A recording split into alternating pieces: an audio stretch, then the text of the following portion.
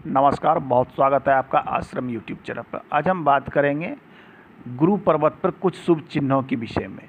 पिछले अंक में बात किया था हमने, आज उससे हम आगे की बात करेंगे। कई प्रकार के चिन्ह बनते हैं, तो बृहस्पति पर्वत हमारा ये है, ये हमारे तर्जनी उंगली के मूल भाग में गुरु पर्वत होती है। गुरु पर्वत पर यदि ट्रायंगल बनता हो, कभी कभी देखते हैं कि इसमें त्रिभुज का चिन्ह बनता है। ये किस प्रकार से बनता है? तो इस प्रकार से जो बनता है इसे हम ट्रायंगल का चिन्ह बनते हैं। यदि ये त्रिभुज का चिन्ह बिल्कुल स्वतंत्र बनता हो, स्वतंत्र कहने का अर्थ होता है कि किसी रेखा के सहयोग से ना बने। ऐसा नहीं कि हृदय रेखा की सहयोग से बन गया, नहीं, ये बिल्कुल स्वतंत्र हो, अर्थात इसमें किसी भी रेखा का कहीं से कोई कनेक्शन ना हो, कहीं से कोई टच ना हो, तो ये स्वतंत्र कहलाएगा। ऐसे जातक जो होते हैं कूटनीति में प्रखर होते हैं, मतलब अपने सामाजिक जीवन में, राजनीतिक जीवन में, जो भी हो, जहाँ भी रहते हैं, कूटनीति में प्रखर होते हैं, अर्थात बुद्धि और बुद्धिमान होते हैं। इनकी बुद्धि बहुत तेज होती है और बुद्धिमान राजनीतिक भी बनते हैं। ऐसे जातक लोगों का नेतृत्व करना, चूँकि गुरु जो होता है मार्गदर्शक होता है, समाज का पथ दिखलाने वाला, समाज को राह दिखलाने वाला, तो ये गुरु पर्वत के गुण को बढ़ा देता है, तो ये नेतृत्व क्षमता उत्पन्न कर देता है। ऐसे जातक यदि राजनेता हैं, राजनेता होंगे या नहीं होंगे यह त्रिभुज तय नहीं करता है, लेकिन यदि ऐसे जातक राजनेता है तो बहुत ही अच्छे सफल और अच्छे राजनीतिक होंगे, लोगों को लेकर चलने वाले, लोगों को नेतृत्व करने की क्षमता वाले, तो ये अत्यंत शुभ होता है, जिनके कारण इनका जो है समाज में अच्छा पद प्रतिष्ठा, मान सम्मान भी बढ़ता है। अब ये राजनीतिक क्षेत्र में कितना सफल होंगे ऐसे जातक, ये तय करेगा इनकी सूर्य रेखा और सूर्य पर्वत की स्थिति। क्योंकि राज्य में सफलता के लिए, राजनीतिक सफलता के लिए सूर्य का मजबूत होना अति आवश्यक माना जाता है। क्योंकि सूर्य जो होता है वो राज्य द्वारा सपोर्ट या सरकार द्वारा मिलने वाले धन, सरकार राज्य चलाना, शासन प्रशासन चलाने को हम सूर्य से जोड़कर देखते हैं। अब आइए कि गुरु पर्वत पे देखते हैं, कभी कभी एक चिन्ह बनता है इस प्रकार से, ये गोल चिन्ह, जिसे वृत्त या सर्किल का चिन्ह कहा जाता है। ऐसे तो ये चिन्ह जो है बहुत कम लोगों के हथेली में मिलता है, ये नहीं के बराबर या नगण्य मिलेगा, लेकिन ऐसा चिन्ह मिलता है तो बहुत ही अच्छा शुभ माना जाता है। ये सफलता का सूचक होता है।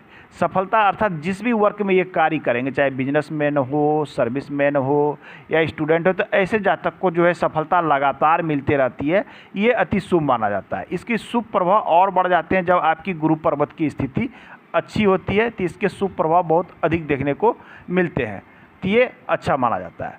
अब होता है कभी कभी देखते हैं कि इसमें कुछ इस प्रकार से भी रेखाएं होती है, इस प्रकार से कई रेखाएं हैं और इसे इस प्रकार से रेखाएं काटती होती थी। इस प्रकार से गुरु पर्वत पर जाल नुमा बनना, ये जो है शुभ नहीं माना जाता है। जाल की स्थिति गुरु पर्वत पर सामुद्रिक शास्त्र करता है, ये एक तरह से उलझन की स्थिति उत्पन्न करता है। आपकी जो प्रभाव पड़ने चाहिए समाज में या प्रतिष्ठा मिलनी चाहिए या जो भी चीज़ है, ये एक तरह से उलझन का उत्पन्न करता है। मतलब आपके सामाजिक जीवन पे, राजनीतिक जीवन पर या फिर आपके पद पर, प्रतिष्ठा पर, ये कहीं ना कहीं जाल उत्पन्न करता है। मतलब कहीं ना कहीं ये समस्या उत्पन्न करता है, बाधा उत्पन्न करता है। तो ये जाल जो है आपके पर्वत के गुण पे अवरोध उत्पन्न करता है। गुरु पर्वत के जो गुण हैं उसमें अब ये अवरोध या रुकावट उत्पन्न करेगा, तो ये बिल्कुल शुभ नहीं माना जाता है।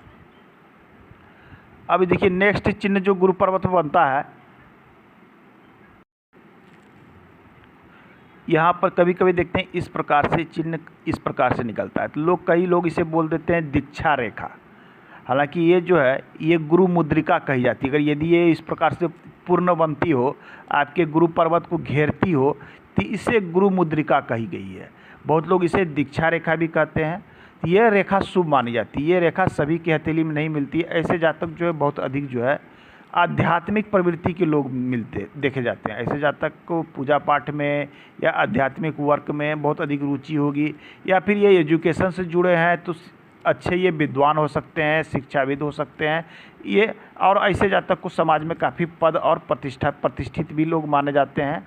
लोग इन्हें काफ़ी मान सम्मान की दृष्टि से देखते हैं। तो गुरु पर्वत पर इस प्रकार की रेखा होना जो आपके गुरु पर्वत को घेरती हो, ये अत्यंत शुभ माना जाता है, जिसे गुरु मुद्रिका शास्त्र में कहा गया है। एक नेक्स्ट चिन्ह बनता है गुरु पर्वत। यह चिन्ह कुछ इस प्रकार से बनता है, ये इस प्रकार से तो इस चिन्ह को कहते हैं नक्षत्र का चिन्ह। इसे बहुत लोग इसे स्टार का चिन्ह कहते हैं, तारे का भी चिन्ह कहते हैं, या फिर कोई नक्षत्र का चिन्ह, इसे कहा गया है समुद्रिक शास्त्र में, इसे नक्षत्र का चिन्ह कहा जाता है। तो ऐसा चिन्ह बनना आपकी जो उच्च महत्वाकांक्षा है उसकी पूर्ति को दिखलाता है। मतलब आपकी जो इच्छाएं जो बहुत लोगों की होती है ना, इच्छा पूर्ति नहीं होती, लेकिन बहुत लोग ये जो गुरु पर्वत पे यदि इस प्रकार का स्टार बन रहा है तो आपकी इच्छा अवश्य पूर्ति होगी। जितनी भी उच्च इच्छाएं हैं या महत्वाकांक्षा है ये पूर्ति होती है, और ऐसे जातक को जीवन में अचानक से सफलता मिलती है।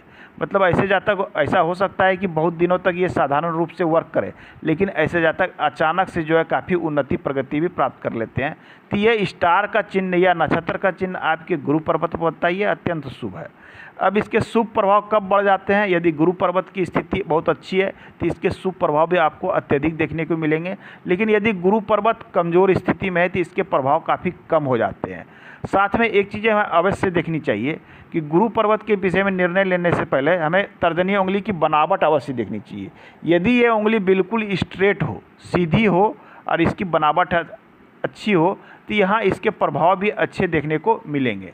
लेकिन आपके गुरु की उंगली कमज़ोर होती है, टेढ़ी मेढ़ी होती है, तो इसके प्रभाव में भी कमी हो जाती है। उंगलियाँ टेढ़ी मेढ़ी होती है तो ऐसे जातक को अनावश्यक घमंड भी यहाँ उत्पन्न हो जाता है।